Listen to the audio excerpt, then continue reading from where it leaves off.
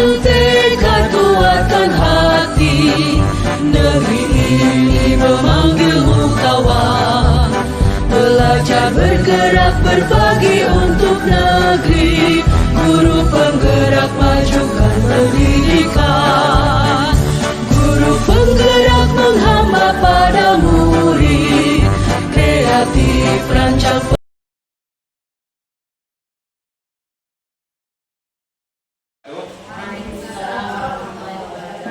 Alhamdulillah pada hari ini kita masih dapat bertemu di kita Tanda Baru. Biasanya hari ini kita akan melakukan akan mendengarkan paparan tentang kegiatan berbagi pemahaman tentang disiplin politik. Salawat beserta salam adalah sama-sama kita kirimkan pada baginda Nabi Muhammad SAW yang telah membawa Indonesia dalam kegelapan pada alam terang darah. Saya hormati Bapak Ibu Dewan Guru SD Negeri Tanda Baru, yang saya hormati GGP dari GGP Angkatan 11 dari SD Negeri Tanda Baru, yaitu Ibu Rahasia. Baiklah, ini merupakan kegiatan berbagi pemahaman tentang disiplin politik, di mana IGP pada kesempatan ini akan berbagi pemahaman bersama dengan rekan sejawat atau teman guru tentang disiplin politik. Nah, ini bagus sekali kegiatan yang dilakukan. Artinya bukan hanya dari IGP sendiri yang mendapatkan informasi tentang pemahaman disiplin politik ini, tetapi pada kegiatan hari ini kita juga akan diberi materi tentang kegiatan disiplin politik. Saya berharap kegiatan ini bisa bermanfaat bagi kita semua dan bisa kita saling mengisi dalam kegiatan ini. Artinya dalam berpartisipasi dalam kegiatan ini. Mungkin ini saja pembukaan saya. Demikian. Assalamualaikum warahmatullahi wabarakatuh.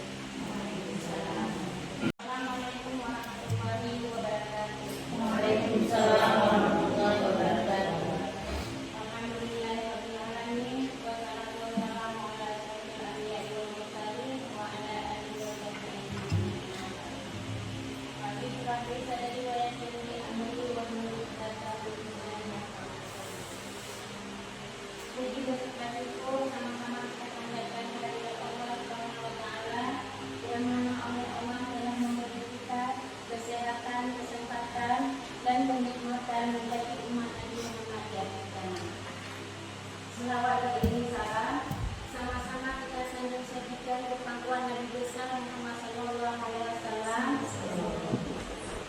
Dengan berkat perjuangan beliau lah kita dapat merasakan ilmu pengetahuan yang tinggi seperti saat ini. Penghormatan saya kepada Bapak Kepala Universitas Tanda Baru, karena dengan motivasi dan dukungan beliau lah saya bisa berada di titik ini. Kemudian yang terhormat juga kepada seluruh Dewan Guru Akademi 11 Tanda Baru yang sedikitnya sudah meluangkan waktu sejenak untuk duduk di sini dalam rangka mengikuti kegiatan menyebarkan pemahaman dan penerapan budaya positif di lingkungan SD Negeri 11 Tanda Baru. Baik Bapak dan Ibu, hari ini saya akan menyebarkan pemahaman dan penerapan budaya positif. Ini merupakan tugas pribadi saya Bapak Ibu dalam mengikuti pendidikan guru penggerak. Namun Bapak Ibu bersedia untuk menemani dan mengikuti kegiatan itu, mudah-mudahan berjalan dengan lancar. Baik Bapak Ibu, sebelum kita mulai materi kita activating dulu ya Bapak Ibu supaya bertambah semangat.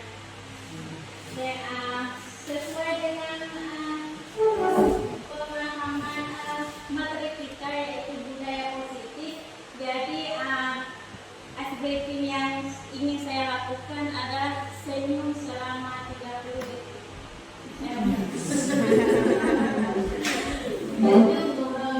Baik Bapak Ibu, sekarang Bapak Ibu dimohon untuk berdiri sejenak. Bapak Ibu berdiri berhadapan dengan temannya.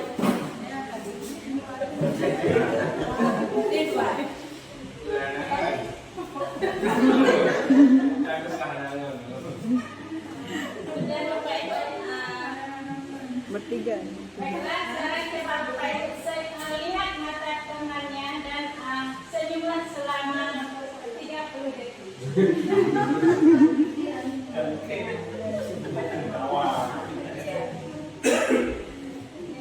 Senyum sampai terbawa Bu ya.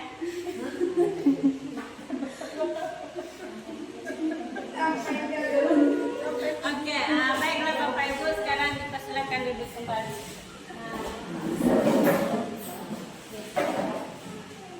Senyum juga merupakan sebuah budaya positif Bapak Ibu ya. Jadi kita harus membiasakan senyum, jangan murung selalu ya. Oke baik Bapak Ibu, kita akan melanjutkan materi kita yaitu budaya positif. Nah kira-kira apa yang ada di benak Bapak Ibu tentang budaya positif? Ada yang mau ditambahkan? Budaya yang baik. Iya, budaya yang baik. Ada yang lain?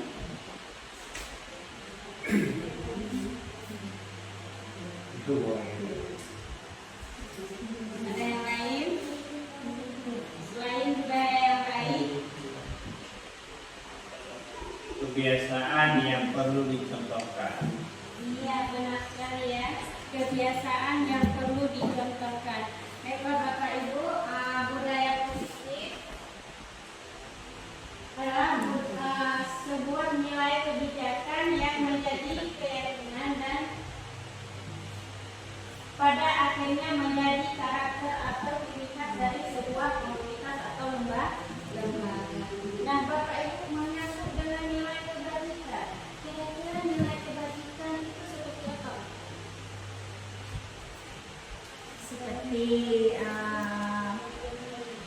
profil pelajar Pancasila, yaitu beriman, bertakwa kepada Tuhan Yang Maha Esa, mandiri, berkegiatan global, bergotong royong, dan kreatif dan bernalar kritis.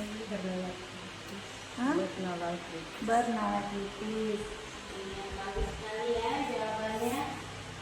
Nilai kebijakan yang harus kita terapkan di sekolah. Nah, kira-kira sekolah kita sudah menerapkan tidak nilai kebijakan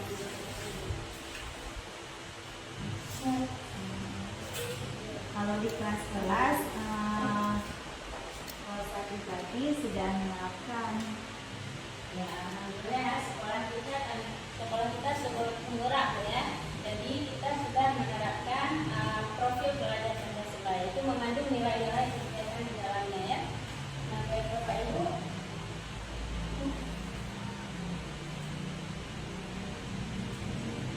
Nah,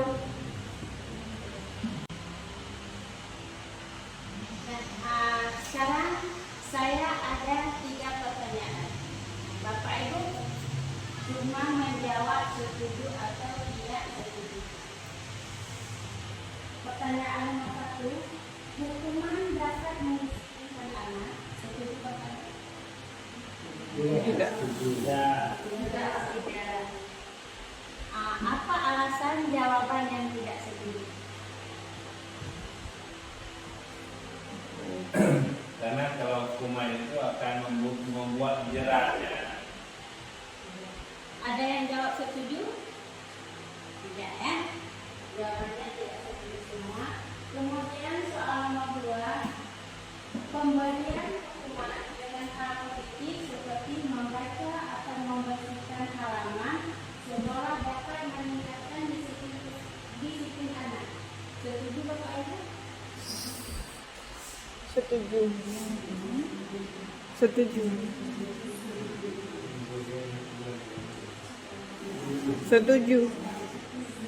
Setuju ya. Alasannya?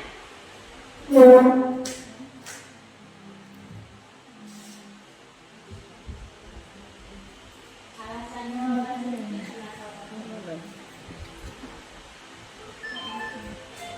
Alasannya karena di situ mengandung nilai kebersihan. Anak-anak bisa menjaga kebersihan dengan mandiri. Iya, karena di dalamnya mengandung nilai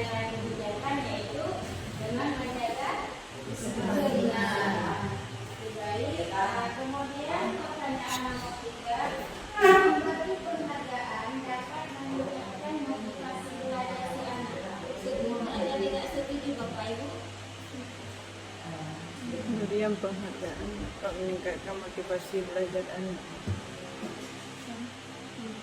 Hadiah. Setuju. Alasannya apa, Pak? Kita menilai atau memberi sesuatu kepada si anak. Itu juga bisa memberi motivasi si anak sendiri, terutama sekali dari kelas masing-masing. Dalam artian misalnya ada anak 10 orang, dengan adanya kita beri sesuatu, otomatis anak itu cenderung belajar juga dengan karena ada penghargaan dari seorang guru. Iya, jadi si anak bisa termotivasi, Pak, ya? Motivasi. Nah, kemudian nanti saya akan membahas konsep inti budaya positif. Nah, di sini ada beberapa konsep budaya positif, yaitu perubahan paradigma belajar. Kemudian bagaimana Bapak Ibu yang dimaksud dengan perubahan paradigma belajar? Mungkin ada yang sudah paham tentang perubahan paradigma belajar. Nah, perubahan paradigma belajar sekarang ini lebih berpihak pada murid. Iya, Pembelajaran yang berpihak pada murid. perubahan paradigma belajar yaitu dengan pembelajaran yang menuntun murid, ya. Iya. Pembelajaran yang berdifferensiasi yang sesuai dengan bakat dan minat siswa. Kemudian disiplin positif terkait dengan disiplin positif. Kira-kira apa Bapak?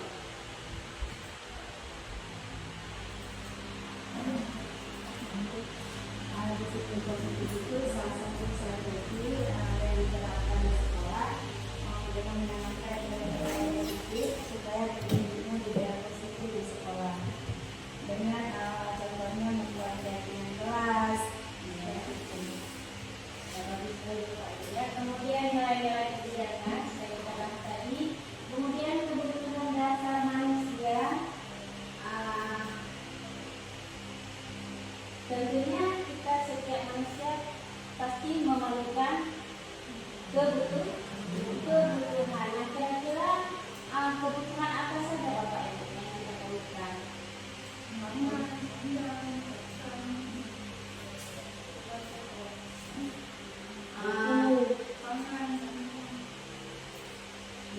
Kebutuhan bertahan hidup, kebutuhan apa lagi? Iya. Kebutuhan kasih sayang dan bisa diterima, kemudian kebebasan, kesenangan,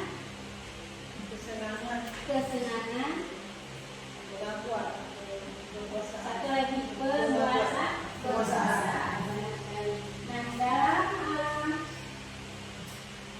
menjalankan kehidupan sehari-hari kita tentunya membutuhkan kebutuhan yang seperti kita katakan tadi. Nah, dalam menjalankan kebutuhan tersebut pasti ada motivasi atau perilaku manusia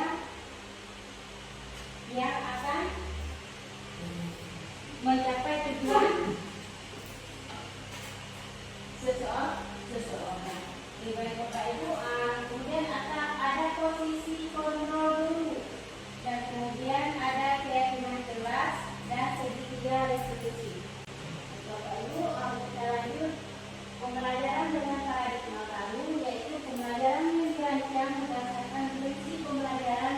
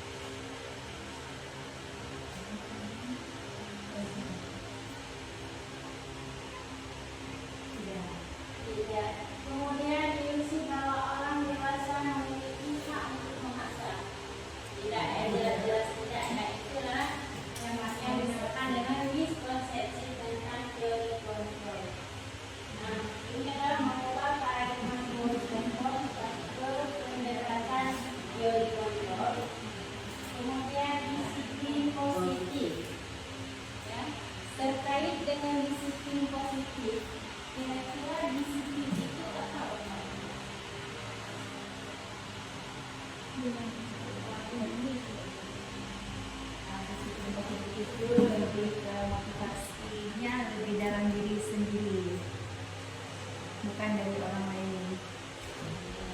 Disiplin, motivasi terlahir dari dalam diri sendiri. Nah, disiplin positif erat kaitannya dengan tata tertib, peraturan, dan kepatuhan dan ketidaknyamanan.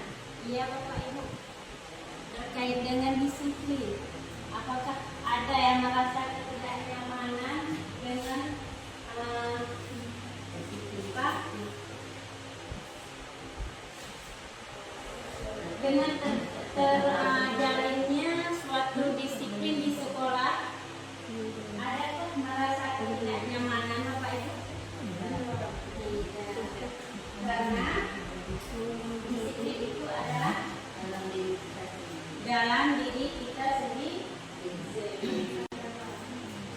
Kemudian pengertian disiplin adalah suatu kondisi yang tercipta dan terbentuk melalui suatu proses dari serangkaian perilaku yang menunjukkan nilai-nilai ketaatan, kepatuhan, kesetiaan, keteraturan, dan ketertiban dengan penuh rasa kesadaran diri untuk menciptakan perubahan perilaku yang lebih baik. Nilai-nilai kebijakan yang kita bahas tadi yaitu sifat-sifat baik manusia yang merupakan tujuan mulia yang ingin dicapai setiap individu. Nilai-nilai tersebut bersifat universal dan lintas bahasa, suku bangsa, agama maupun latar belakang. Setiap perilaku atau perbuatan memiliki suatu tujuan. Menurut Dr. William James pada teori kontrol 1984, dengan menaikkan nilai-nilai kebijakan yang diikuti seseorang, maka motivasi impulsifnya akan terbangun sehingga menggerakkan motivasi diri dalam untuk mencapai tujuan mulia yang diinginkan. Baik Bapak Ibu, sebelum saya melanjutkan dengan nilai-nilai kebijakan yang diciptakan oleh setiap anak Indonesia, jadi saya ingin membuat permainan.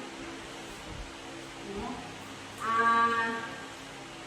Bapak Ibu bisa mempersiapkan satu kata benda yang paling Bapak Ibu ingat dari tidur semalam sampai bangun tadi pagi. Apa benda? Salah satu kata HP. benda Bapak Ibu ya. HP. HP. Baik, satu orang satu kata benda. Tak boleh sama. Kemudian dipersiapkan dari yang paling diingat kata benda yang paling diingat dari Bapak tidur semalam sampai bangun tadi pagi. Kata benda. Kata benda apa saja? Kasur, selimut, bantal, apa saja. Yang paling Oh ya.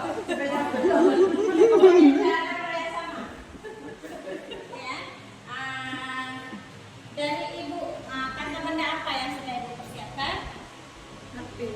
HP. Ibu, Laptop. laptop. Ibu, Honda. Honda. Beda alat-alat.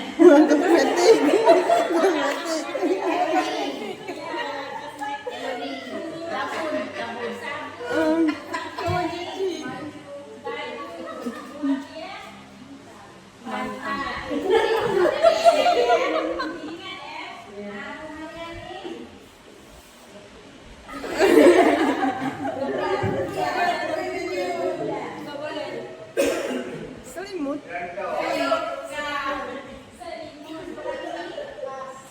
Kipas angin. Kipas angin. Al-Quran. Al-Quran, bagus sekali. Yang tak ada. Kunci rumah. Seperti Oke, baik Bapak Ibu, semuanya sudah mendapat kata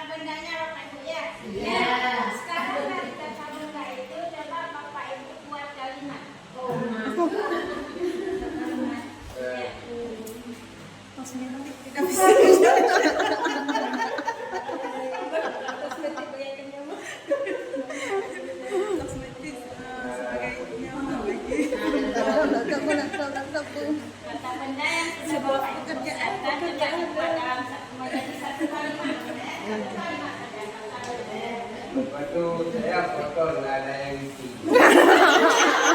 Pantesan saya pakai sandal, Pak. Di rumah ada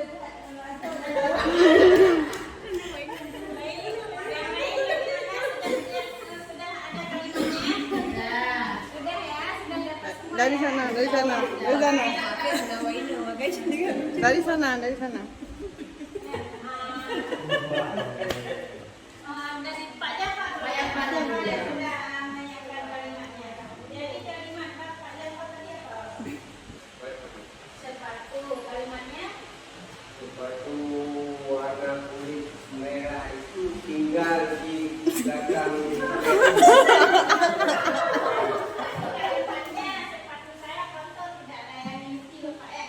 Nah, sekarang coba Bapak Bapak sepatu itu tadi kata bedanya sepatu, Pak ya. Coba Bapak ubah sepatu itu dengan nama Bapak sendiri. Aku Jafar kotor. Jafar kotor. Jadi Jafar itu betul.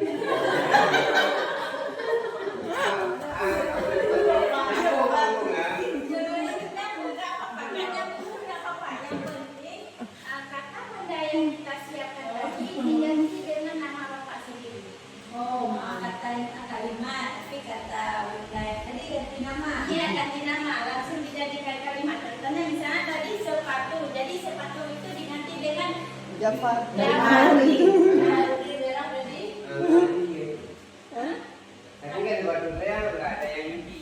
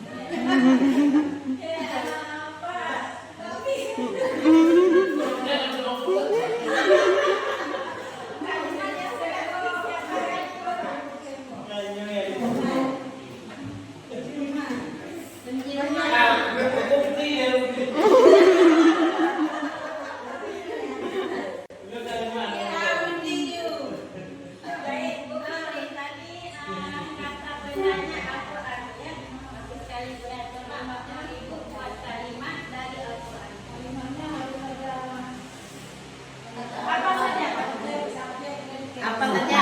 Yang penting sebuah kalimat. Anak subjek, objek.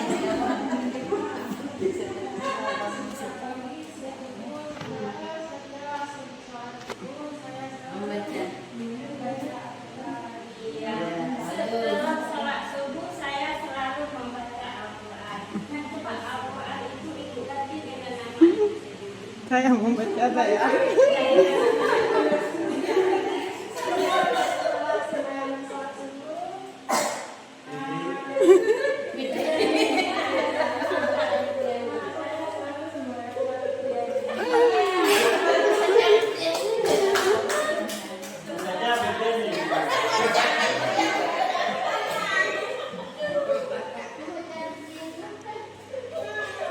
Ya ganti-ganti.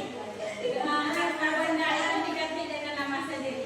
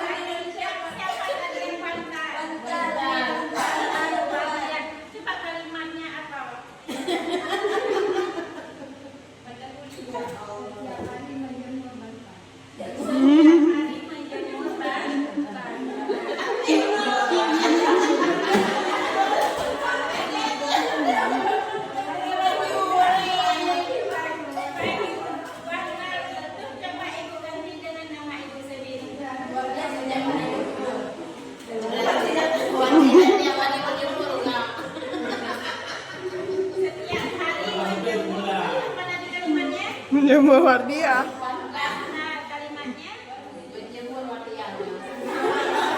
setiap hari menjemur bantal. Berarti bantal itu diganti dengan wardiah setiap hari menjemur wardiah. Nah, baik Bapak Ibu, sudah ada 3 sampel ya. Baik Bapak Ibu. Dari permainan tadi, apa yang bisa Bapak Ibu petik? Apa yang bisa Bapak Ibu ambil pelajaran dari sebuah kata kita jadikan serangkaian kalimat, kemudian kata tersebut kita gantikan dengan nama sendiri. Apa yang bisa Bapak Ibu ambil pelajaran dari kalimat tersebut? Kebiasaan kita sehari-hari. Yang kebiasaan kita sehari-hari, yang lain.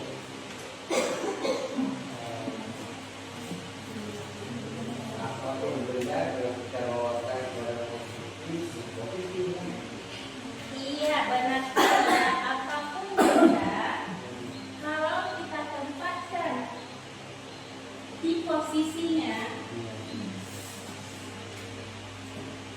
dia akan menjadi positif. Nah, walaupun kita terbalik dengan nama kita sendiri. Nah, Bapak Ibu, yang bisa kita ambil pelajaran adalah disiplin positif itu belum tentu yang kita anggap buruk itu buruk bagi orang lain.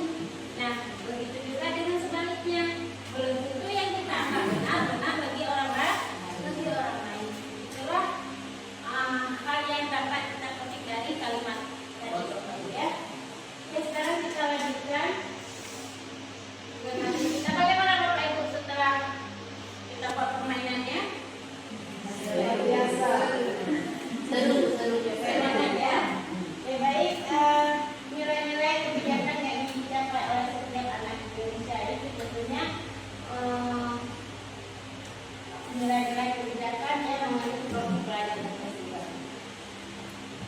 Terus kebutuhan dasar.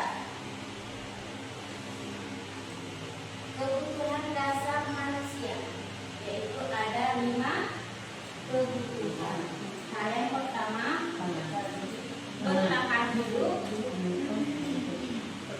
kasih sayang dan rasa diterima, kebebasan, kesenangan dan penguasaan.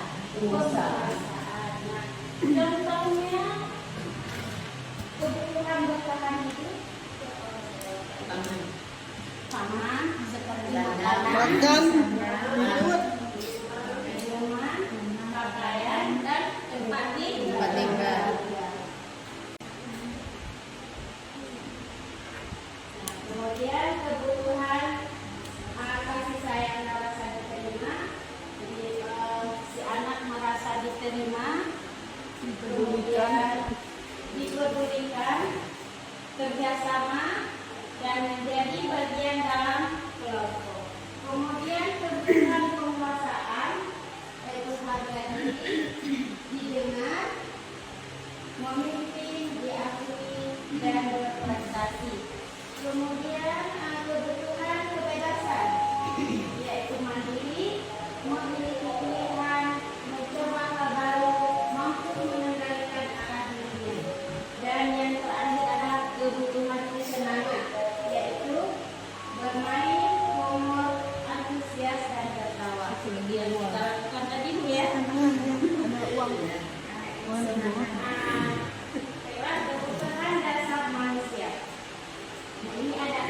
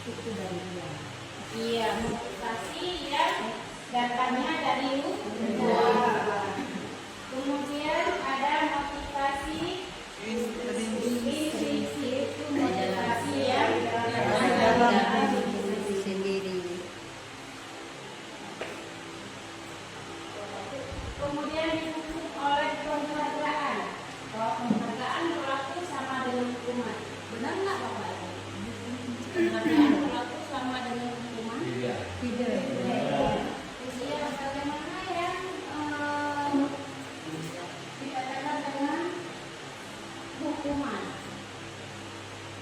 Hukuman itu memberi sanksi. Yang membuat efek jerah. Dengan penghargaan itu ada pengaruh jangka panjang atau jangka pendeknya nggak Bapak Ibu? Tergantung. Iya, tergantung ya. Kemudian penghargaan menghukum. Dengan penghargaan Menghukum. menghukum. Bisa jadi ya, bisa jadi tidak. Iya, bisa jadi ya, bisa jadi tidak. Kemudian penghargaan menghargai ketetapan. Mengurangi ketetapan, mengurangi ketepatan. Mengurangi ketepatan. Ya, Kemudian penghargaan tidak efektif. Benar Bapak Ibu? bisa ya, bisa tidak, tergantung penghargaannya. Iya, tergantung situasinya ya. Ya. Penghargaan merusak hubungan. Ya, Penghargaan menurunkan kualitas. menurunkan ya. ya, Iya, penghargaan mematikan kreativitas. dia juga. Penghargaan mengurangi motivasi intrinsik. Ya. Iya. Bentuk program kebijakan atau apresiasi ya. Dalam memberikan apresiasi atau pengakuan perlu diingat beberapa hal, yaitu beri pengakuan secara khusus dan memberi pengakuan secara pribadi, memberi pengakuan kepada semua murid bergantian, memberi pengakuan secara konsisten dan fokus pada proses. Ini contoh pengakuan atau apresiasi kebijakan. Ini tugas perbedaan hukuman dan konsekuensi. Nah, ini ada hukuman dan konsekuensi, sama tidak hukuman dengan konsekuensi? Tidak. Nah, ini ada kalimat mencatat 100 kali di dalam buku kalimat. Saya tidak akan terlambat lagi karena terlambat ke sekolah. Itu kira-kira hukuman atau konsekuensi Bapak Ibu? Hukuman. Hukuman. Lari mengelilingi lapangan basket 2 kali karena terlambat lagi ke sekolah. Hukuman. Diminta untuk push up 15 kali karena tidak menggunakan masker di sekolah. Hukuman. Menghentikan kertas tugas teman yang telah dicoret-coret. Konsekuensi. Memberikan tumpahan air di meja, membersihkan tumpahan air di meja tulis karena tersenggol pada saat belajar. Konsekuensi. Murid disuruh untuk menggunakan sepatu seharian di sekolah karena tidak menggunakan sepatu hitam. Hukum.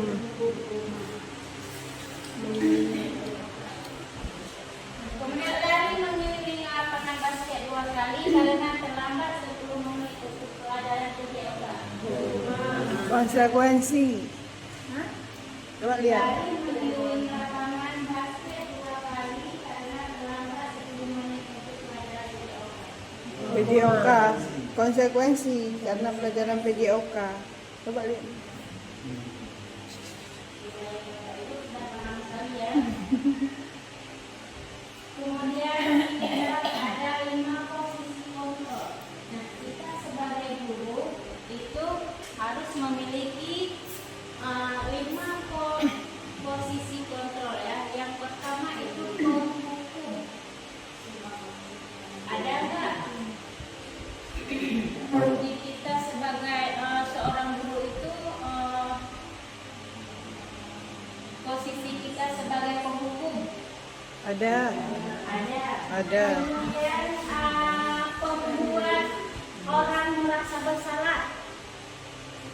Ada. Ada. Posisi kita sebagai teman. Ada. Ada posisi kita sebagai pemantau. Ada. Dan posisi kita sebagai Ada. Baik Bapak Ibu, posisi kita sebagai penghukum itu bagaimana? Memberikan hukuman. Memberikan hukuman. Ya, memberikan hukuman dan membuat orang merasa bersalah.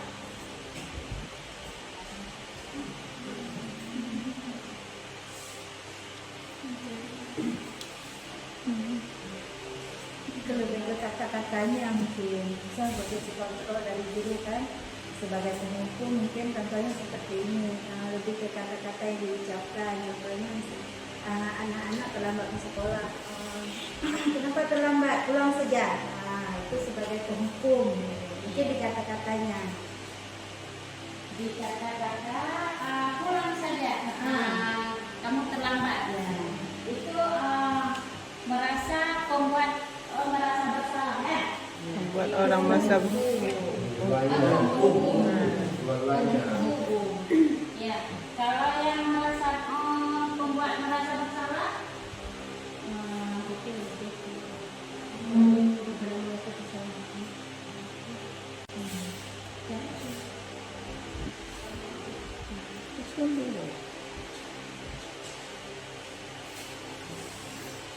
Mungkin lebih ke ini ya, orang berbuat kesalahan tetapi dia malu untuk mengaku. Nah, kemudian datang seorang lagi, itu dia membuat bagaimana si yang bersalah itu supaya dia mengakui atas kesalahan yang telah dia lakukan. iya benar sekali Ibu ya. Kita membuat orang merasa bersalah ya dengan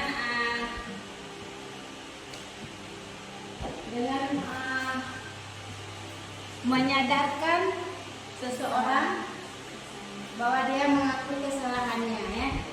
Kemudian posisi kita sebagai teman.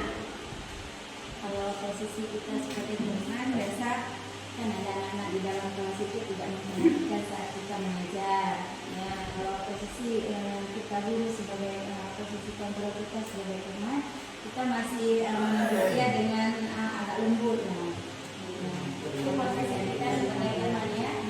Kalau posisi kita sebagai pemantau,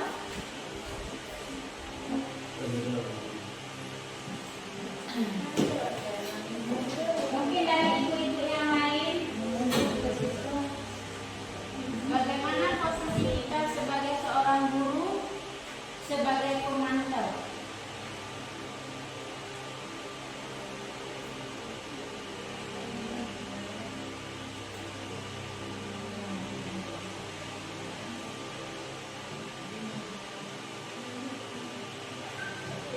Bagaimana Bapak Ibu?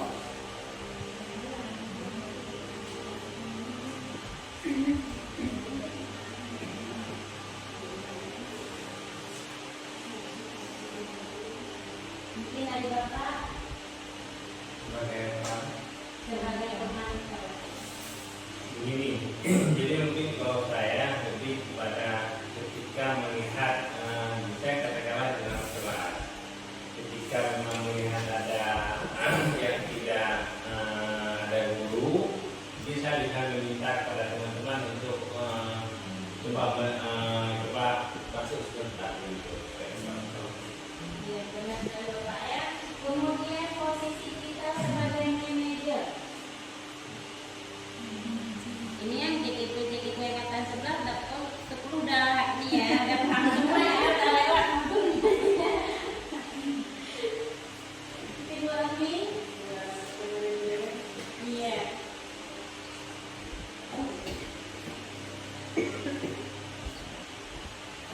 sebagai manajer begini mungkin Bu, karena manajer itu kan artinya orang yang mengatur. Jadi kita dulu posisi sebagai manajer berarti kita yang mengatur di dalam kelas mulai dari rosternya segala macam sesuatu keperluan siswa itu posisi sebagai manajer. Benar jawabannya ya. Nah, itulah lima posisi kontrol kita sebagai seorang guru Bapak Ibu ya. Jadi kelima-lima tersebut harus kita miliki dan dalam menjalankan tugas kita sebagai seorang guru. Kemudian keyakinan kelas. Mengapa keyakinan kelas itu berubah? Oh tidak, peraturan saja. Mengapa harus keyakinan kelas? Kalau menurut saya, kalau peraturan itu mengapa tidak peraturan ya? Iya. Kalau peraturan itu sepihak yang membuat, misalnya kalau sekolah itu kan peraturan yang harus diikuti oleh siswa. Sedangkan kalau keyakinan kelas itu dibuat bersama, disepakati bersama, kemudian dijalankan bersama. Iya, benar sekali jawabannya ya. Keyakinan kelas itu dibuat bersama dan dijalankan bersama. Itu Bapak Ibu sudah di sekolah kita sudah membuat keyakinan kelas semua ya. Sudah ya. Baik. Kemudian kita lanjut dengan segitiga restitusi. Nah, sebelumnya ada yang mau berpendapat apa itu segitiga restitusi? Segitiga restitusi itu menurut saya salah satu cara seorang guru dalam menangani masalah di kelas. Ya, benar-benarnya segitiga restitusi adalah proses menciptakan kondisi bagi murid untuk memperbaiki kesalahan mereka sehingga mereka bisa kembali pada kelompok mereka dengan karakter yang lebih kuat. Nah, restitusi juga merupakan proses kolaboratif yang mengajarkan murid untuk mencari solusi untuk masalah mereka dan membantu murid berpikir tentang orang seperti apa yang mereka ingin menjadi tujuan kuliah dan bagaimana mereka harus memperlakukan orang lain. Nah, selain perilaku berupaya memenuhi kebutuhan tertentu, guru bergeser pada pemikiran stimulus, respon dan proaktif. Nah, dalam segitiga restitusi itu ada 3 tahap Bapak Ibu ya. Ya. Yang pertama itu bagaimana? Menstabilkan identitas. Iya, menstabilkan identitas. Nah, ketika si anak punya kasus, nah kita tidak langsung menghukum atau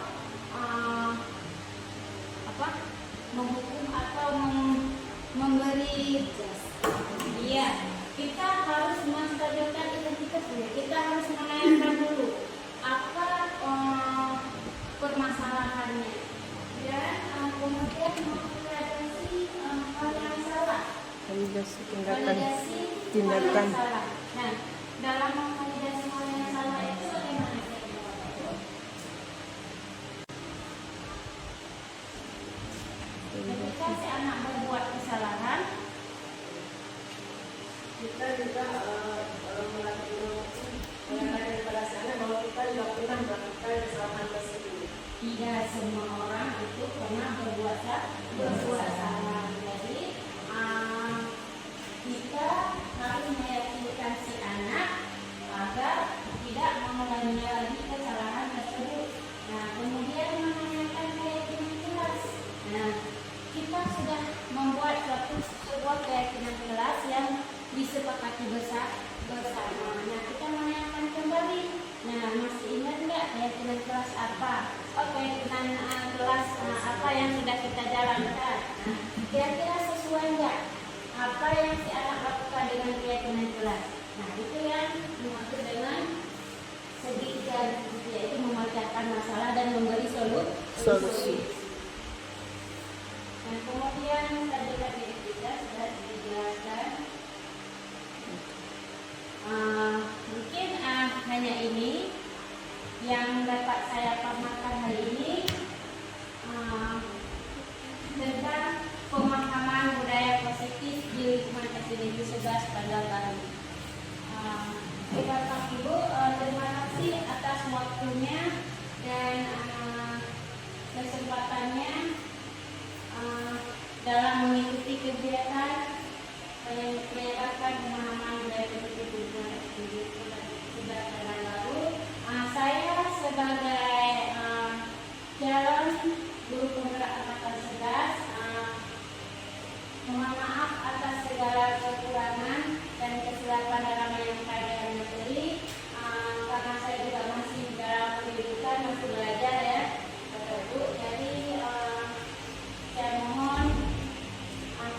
maaf atas segala kekurangannya. Saya akhiri. Assalamualaikum warahmatullahi wabarakatuh.